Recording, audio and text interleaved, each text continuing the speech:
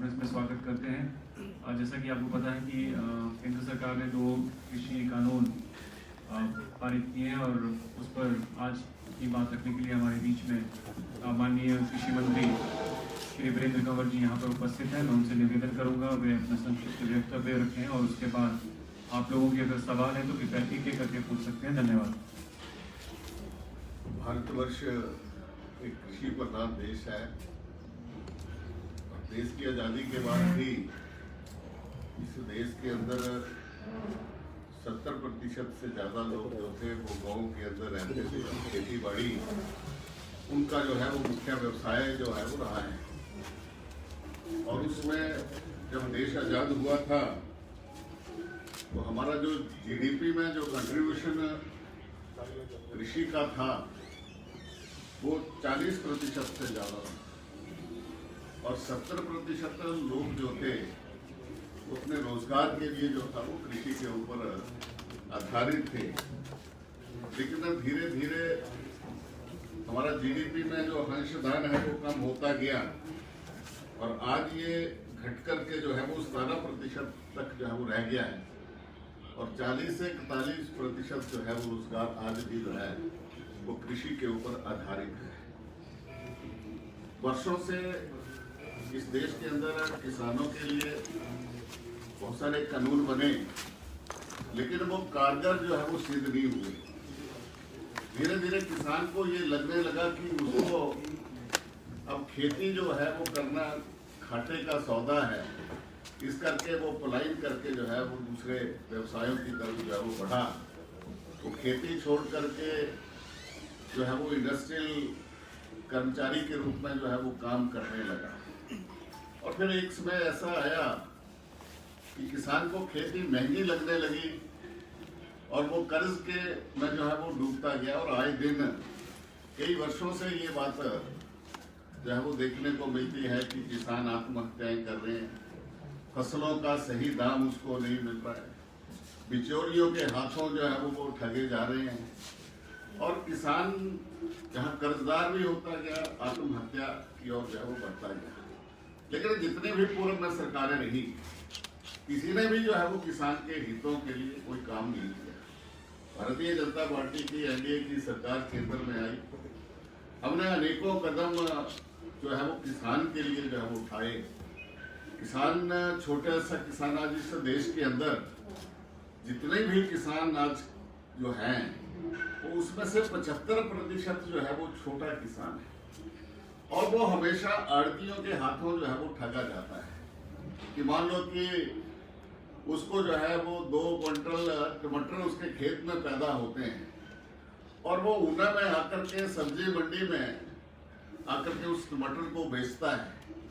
अगर वहां पर आड़तिया कहता है कि मार्केट जो है वो ठंडी है, रेट जो है वो ज्यादा नहीं मिल पाता, किसान के पास कोई ऑप्शन नहीं है। वो जो दाम उसको मिलता है वो उस दाम पर वो बेच करके चला जाता है। आड़तिया जो है वो उस छोटे किसान की मजबूरी का जो है वो फायदा उठाता है और इस करके किसान जो इस करके उसको किसानी जो है वो कृषि जो है वो घाटे का सौदा जो है वो हमेशा जो है वो बढ़ता रहा और किसान जो है वो कृषि से जो है वो विमुख होता गया। आज माननीय प्रधानमंत्री जी ने इस सारी परिस्थितियों को देखते हुए आज उन्होंने 3 कृषि बिल जो है वो जैसे लेकर के आए और उनको जो है वो लोकसभा में भी और राज्यसभा में भी पूरी चर्चा के बाद जो है उनको जो है वो पास किया गया, जिसमें से farmer producers trade and commerce act 2020। दूसरा जो बिल पास किया वो है agreement on price assurance and farm service act 2020 और तीसरा है एसेंशियल कमोडिटी अमेंडमेंट एक्ट 2020। यानी कि ये 3 बिल जो लेकर के आए और आज जहां कुछ लोग जो हमेशा जो बिचौलिए रहे आज उनके हितों को जो है रक्षा करने के लिए जो है वो आगे आ रहे हैं।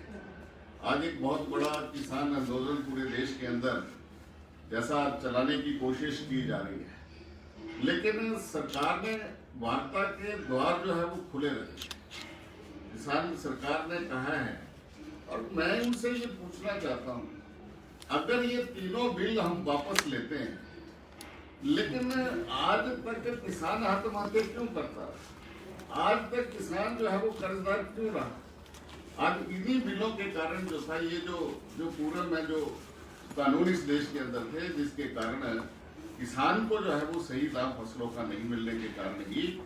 ये आवश्यकता जो है वो पड़ी। जो आज मोदी जी पहले व्यक्ति हैं, ये हमारी सरकार पहली सरकार है जिसने किसानों के हितों को की रक्षा करने के लिए,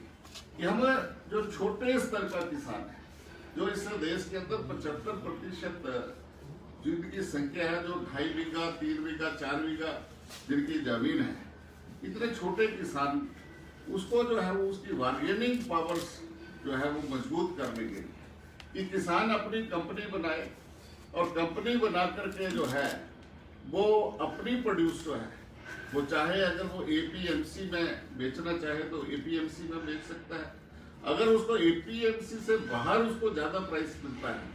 तो वो एपीएमसी से बाहर भी जाकर के जो है वो उस फसल को जो है वो बेच सकता है। उसके पास अब दोहरी ताकत हो गई है और दोहरी ताकत से जो है वो अपनी फसल बेच करके ज्यादा दुगनी अपनी आय को दुगनी नहीं कई गुना जो है वो ज्यादा बढ़ा सकता है। किसान अगर उसको लगता है कि उसको सही दाम नहीं मिलता तो जो किसान की जो कंपनी है वो अपना कोल्ड स्टोर बना सकती है, उसको वैल्यू एडिशन के लिए जो है वो सरकार जो है वो 20 लाख करोड़ रुपए का इंफ्रास्ट्रक्चर डेवलपमेंट लोन एग्रीकल्चर में उसमें जो है वो उसका प्रावधान किया है। ये सारी व्यवस्थाएं जो है वो हमने की है और किसान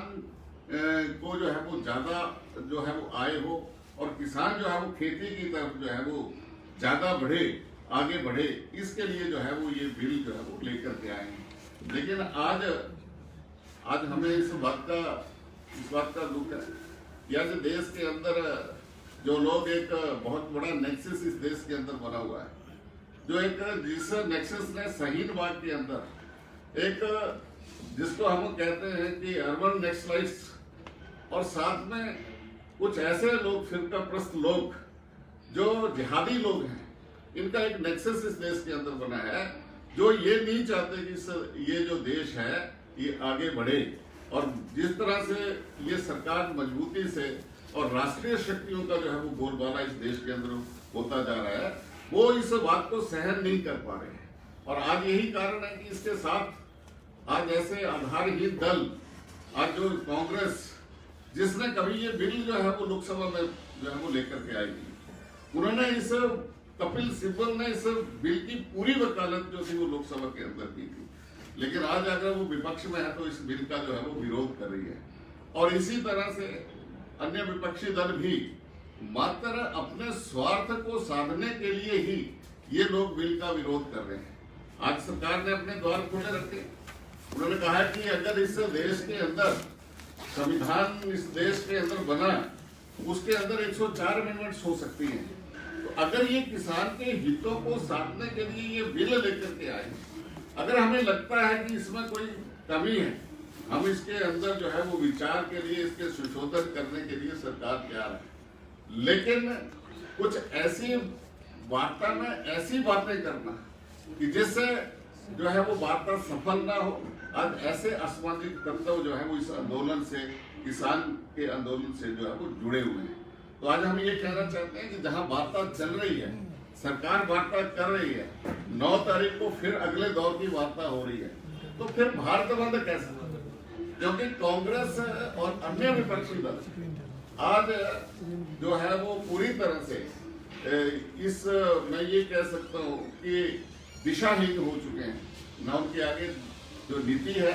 और ना ही कोई नेतृत्व वो इस देश के अंदर कांग्रेस और अन्य दलों के पास जो है वो रहा है, जिसके कारण वो बिल का विरोध कर रहे हैं। मैं ये समझता हूँ कि भारत बंद जो उन्होंने किया है